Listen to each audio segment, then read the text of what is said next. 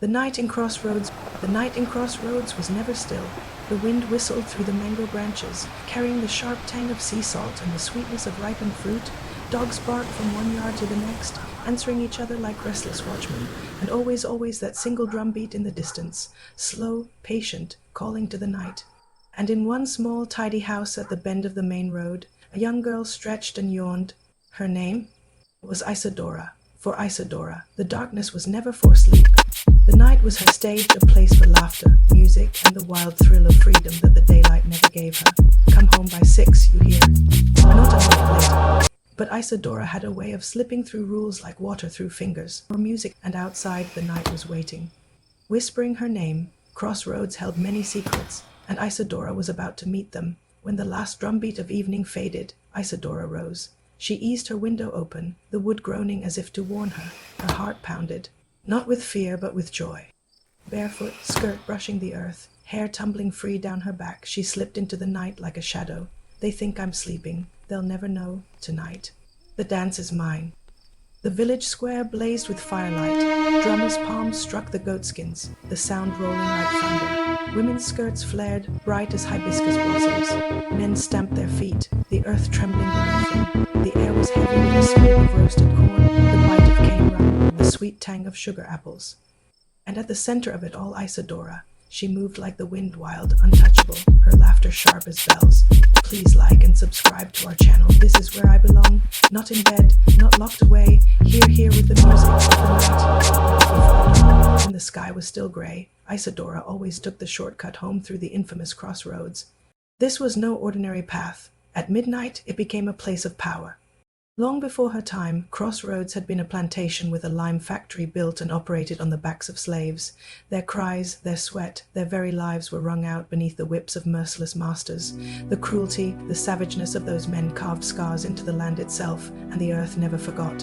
And so the plantation rotted, cursed, and in the stillness of night, the spirits of the wronged and the wicked alike wandered bound to the crossroads where blood and greed had been spilled.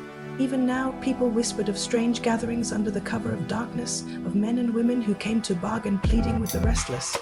Spirits for wealth, for love, for power, offering pledges in exchange for things their greedy hearts could not earn in the light. Unscrupulous deeds done in silence, where the moon turned her face and the crickets fell mute. But when Isadora passed through, they scrambled to hide their faces. Spirits left hungry, offerings trampled in the dirt. That child again. She spoil everything, spirits go vex with we. Almost every night Isadora climbed through her window. Barefoot, her feet finding grip and landing with practiced skill, she wandered to the dances, where music never slept. However, people carrying offerings of roasted yams, rum, and cassava cakes. Near the old lime factory, the old plantation often believed to curse bowed heads and moved cautiously, for the spirits were powerful, and they demanded respect. Your daughter troubling the spirits at Crossroads? Isadora, in her morning haste, disrupted it all. She would meet the people walking to bring their offering. These people would run and hide their faces, and leave the spirits hungry. Sometimes the offerings would overturn in the dirt with the sprint at which the people moved to conceal their identity. Big men in business and office did not want to be discovered by mere child. Women high up in the church, living double lives, shake their heads in utter fear. She will expose her as walking too close to the shadows. The spirits, growing ever restless, echo, where are the parents? Before the chick is beaten by the mongoose, it first has to dance past its mothering hen. Parents. What parenting? Let them answer. Watch for part 2. Please like and subscribe to our channel. Pressured by the restless spirits, the villagers from the secret society gathered beneath the tamarind tree and marched up to Isadora's parents' house. Their voices shook with fear and anger. Talk to your daughter, they begged. She is disturbing the spirits at night. If she continues, there will be consequences. Talk to your daughter, they begged. She is disturbing the spirits at night. If she continues, there will be consequences. Knave and stubborn, her mother only fanned herself on the porch. Her father, leaning back with a weary nod, echoed, Our Isadora does not go out. She's always in her bed. But the villagers shook their heads, their eyes haunted by what they had seen. It is your daughter who blocks the offerings, who angers the spirits, they warned. Night after night, Isadora ignored the heavy pull in her chest that whispered, Stay home. Something is watching. Instead, she slipped through her window, danced until dawn, and returned through the 6 crossroads where shadows grew thicker and colder with each passing night. The spirits waited, patient but restless. The spirits, growing ever restless, echo, where are the parents? Before the chick is beaten by the mongoose, it first has to dance past its mothering hen. Parents. What parent? The villagers came again, more desperate this time, their voices rising like drums in the night. Please talk to her. If she continues, the spirits will take action. But the parents clung to denial.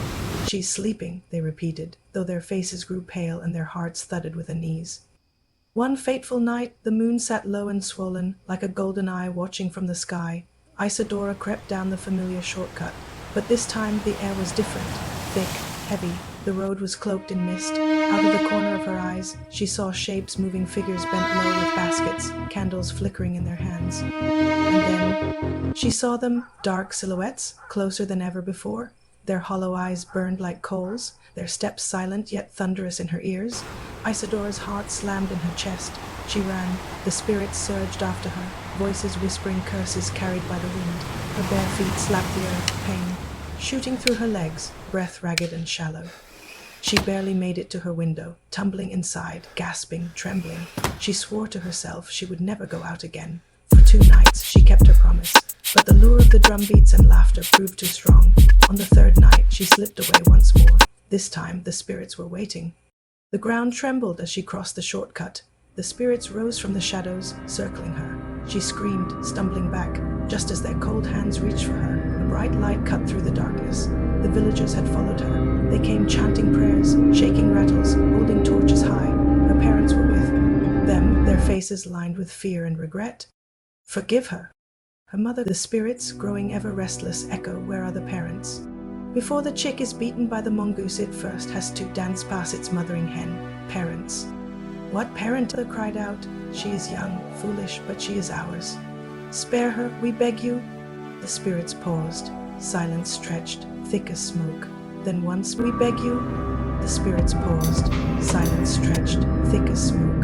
Then one spirit, cloaked in shadows, stepped forward. Because truth has been spoken and no more lies will cover her ways, we will not take her life, but let this be her warning. And with a rush of wind, the spirits vanished into the crossroads. Isadora collapsed into her parents' arms, sobbing, trembling. That night, she learned her lesson. From then on, she stayed home when the moon was high.